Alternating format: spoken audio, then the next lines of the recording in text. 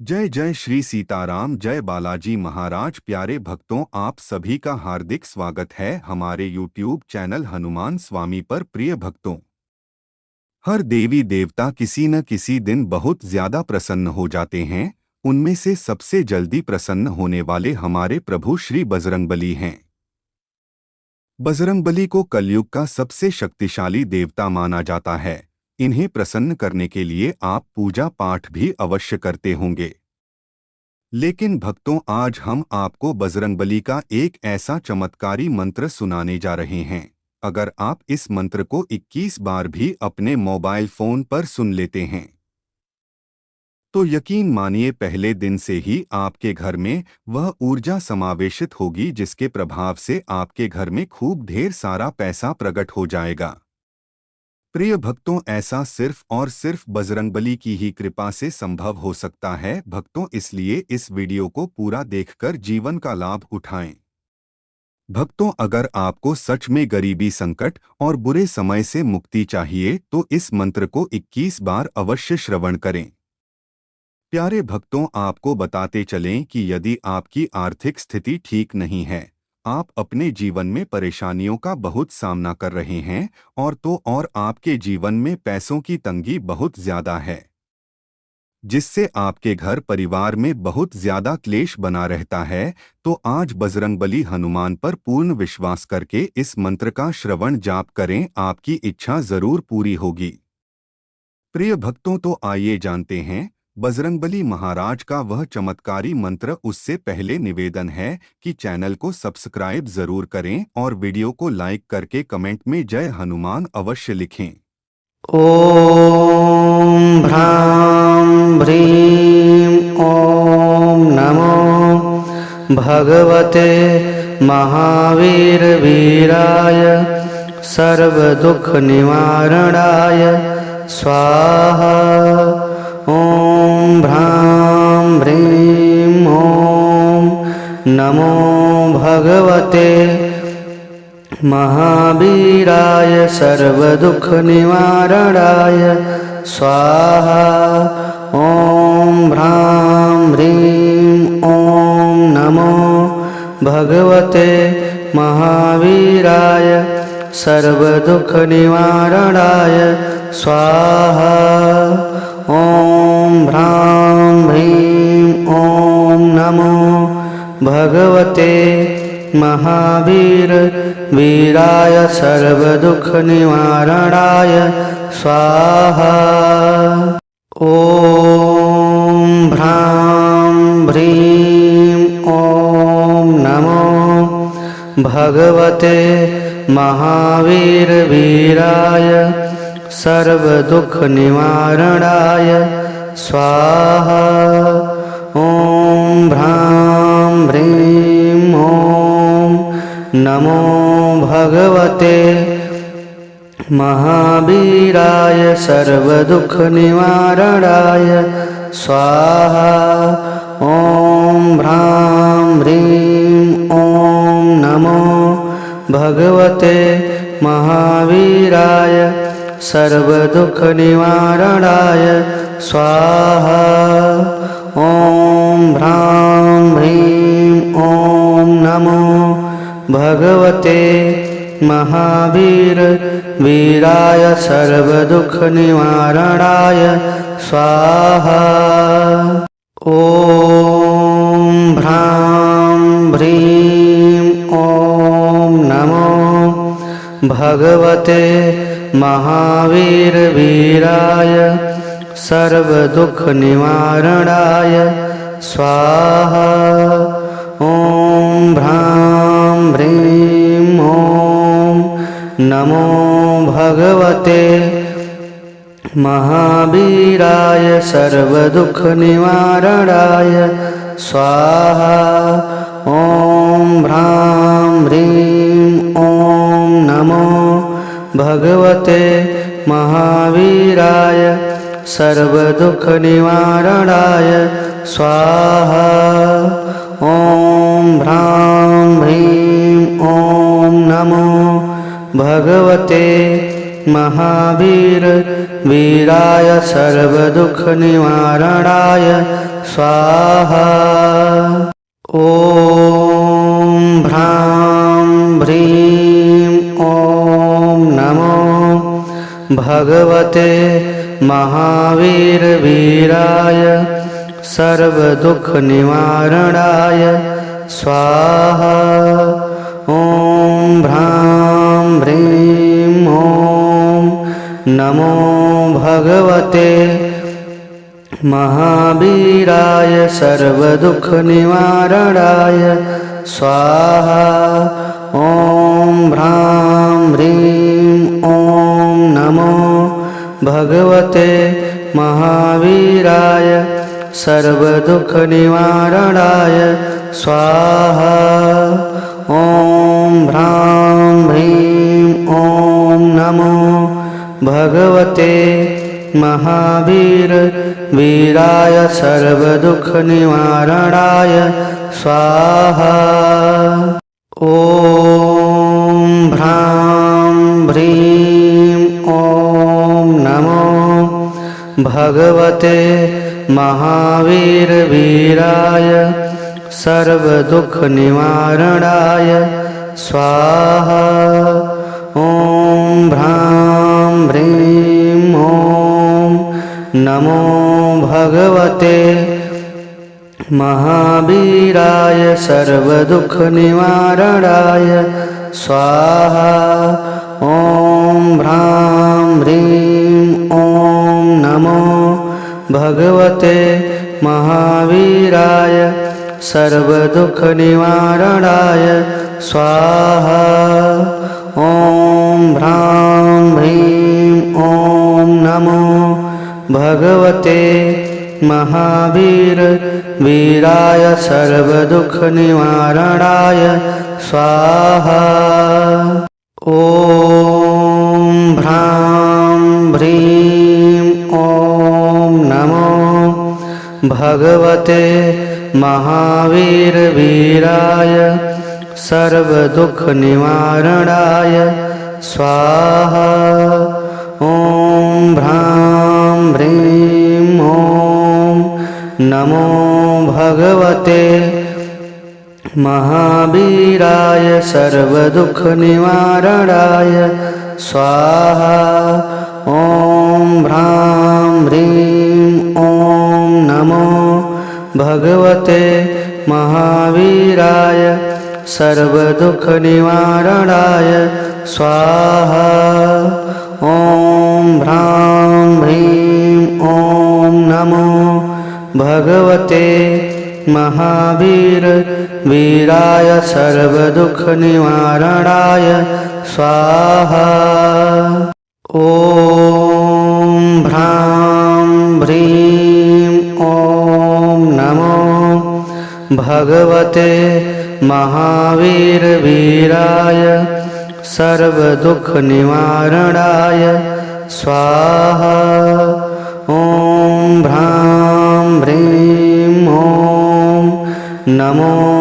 भगवते महावीराय सर्वदुःखनिवारणाय स्वाहा ॐ भ्रां भ्रीं ॐ नमो भगवते महावीराय सर्वदुःखनिवारणाय स्वाहा ॐ भ्रां भ्रीं ॐ नमो भगवते महावीराय सर्वदुःखनिवारणाय स्वाहा ॐ भ्रां भ्रीं ॐ नमो भगवते महावीराय सर्वदुःखनिवारणाय स्वाहा ॐ भ्रां भ्रीं ॐ नमो भगवते महावीराय सर्वदुःखनिवारणाय स्वाहा ॐ भ्रां भ्रीं ॐ नमो भगवते महावीराय सर्वदुःखनिवारणाय स्वाहा ॐ ह्रां ह्रीं ॐ नमो भगवते महावीराय सर्वदुःखनिवारणाय स्वाहा ॐ ह्रां ह्रीं ॐ नमो भगवते महावीराय सर्वदुःखनिवारणाय स्वाहा ॐ ह्रां ह्रीं ॐ नमो भगवते महावीराय सर्वदुःखनिवारणाय स्वाहा ॐ ह्रां ह्रीं ॐ नमो भगवते महावीराय सर्वदुःखनिवारणाय स्वाहा ॐ ह्रां ह्रीं ॐ नमो भगवते महावीराय सर्वदुःखनिवारणाय स्वाहा ॐ ह्रां ह्रीं ॐ नमो भगवते महावीराय सर्वदुःखनिवारणाय स्वाहा ॐ ह्रां ह्रीं ॐ नमो भगवते महावीराय सर्वदुःखनिवारणाय स्वाहा ॐ ह्रां ह्रीं ॐ नमो भगवते महावीराय सर्वदुःखनिवारणाय स्वाहा ॐ ह्रां ह्रीं ॐ नमो भगवते महावीराय सर्वदुःखनिवारणाय स्वाहा ॐ ह्रां ह्रीं ॐ नमो भगवते महावीराय सर्वदुःखनिवारणाय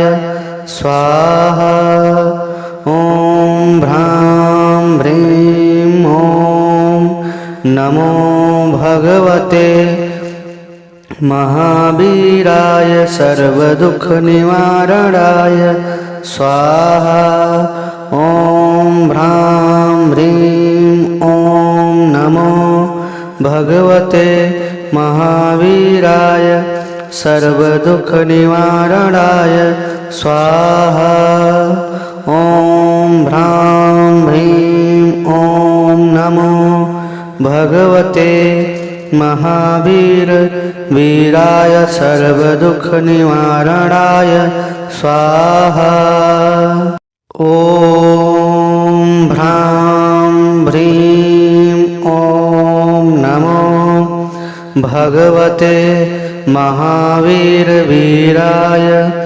सर्वदुःखनिवारणाय स्वाहा ॐ ह्रां ह्रीं ॐ नमो भगवते महावीराय सर्वदुःखनिवारणाय स्वाहा ॐ ह्रां ह्रीं ॐ नमो भगवते महावीराय सर्वदुःखनिवारणाय स्वाहा ॐ ह्रां ह्रीं ॐ नमो भगवते महावीराय सर्वदुःखनिवारणाय स्वाहा ॐ ह्रां ह्रीं ॐ नमो भगवते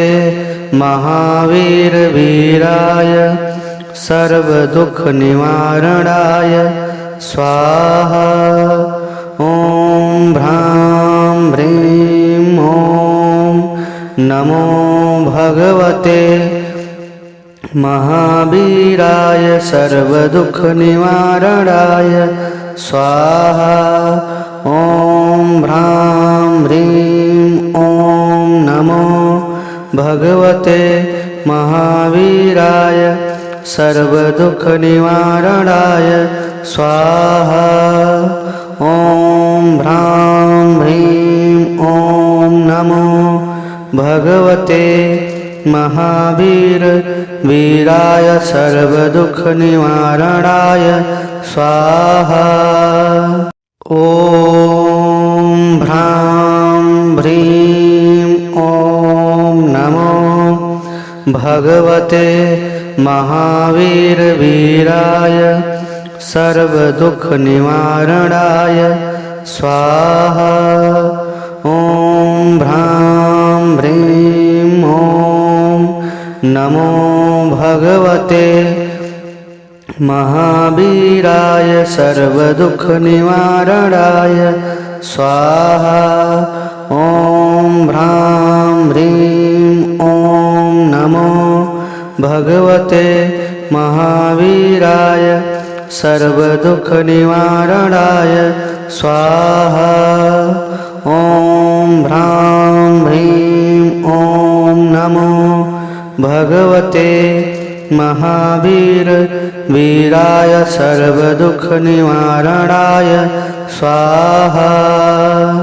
ॐ ह्रां ह्रीं ॐ नमो भगवते महावीराय सर्वदुःखनिवारणाय स्वाहा।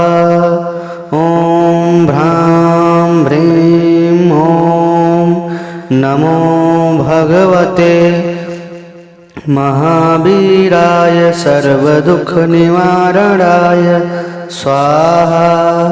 ॐ ह्रां ह्रीं ॐ नमो भगवते महावीराय सर्वदुःखनिवारणाय स्वाहा। ॐ ह्रां ह्रीं ॐ नमो भगवते महावीराय सर्वदुःखनिवारणाय स्वाहा। ॐ ह्रां ह्रीं ॐ नमो भगवते महावीराय सर्वदुःखनिवारणाय स्वाहा। ॐ ह्रां ह्रीं ॐ नमो भगवते महावीराय सर्वदुःखनिवारणाय स्वाहा। ॐ ह्रां ह्रीं ॐ नमो भगवते महावीराय सर्वदुःखनिवारणाय स्वाहा। ॐ ह्रां ह्रीं ॐ नमो भगवते महावीराय सर्वदुःखनिवारणाय स्वाहा। ॐ ह्रां ह्रीं ॐ नमो भगवते महावीराय सर्वदुःखनिवारणाय स्वाहा।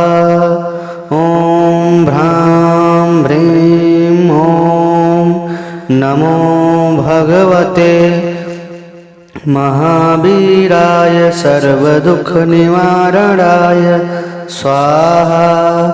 ॐ ह्रां ह्रीं ॐ नमो भगवते महावीराय सर्वदुःखनिवारणाय स्वाहा। ॐ ह्रां ह्रीं ॐ नमो भगवते महावीराय सर्वदुःखनिवारणाय स्वाहा। ॐ ह्रां ह्रीं ॐ नमो भगवते महावीराय सर्वदुःखनिवारणाय स्वाहा। ॐ भ्रां ह्रीं ॐ नमो भगवते महावीराय सर्वदुःखनिवारणाय स्वाहा। ॐ भ्रां ह्रीं ॐ नमो भगवते महावीराय सर्वदुःखनिवारणाय स्वाहा। ॐ भ्रां ह्रीं ॐ नमो भगवते महावीराय सर्वदुःखनिवारणाय स्वाहा। ॐ भ्रां ह्रीं ॐ नमो भगवते महावीराय सर्वदुःखनिवारणाय स्वाहा। ॐ भ्रां ह्रीं ॐ नमो भगवते महावीराय सर्वदुःखनिवारणाय स्वाहा।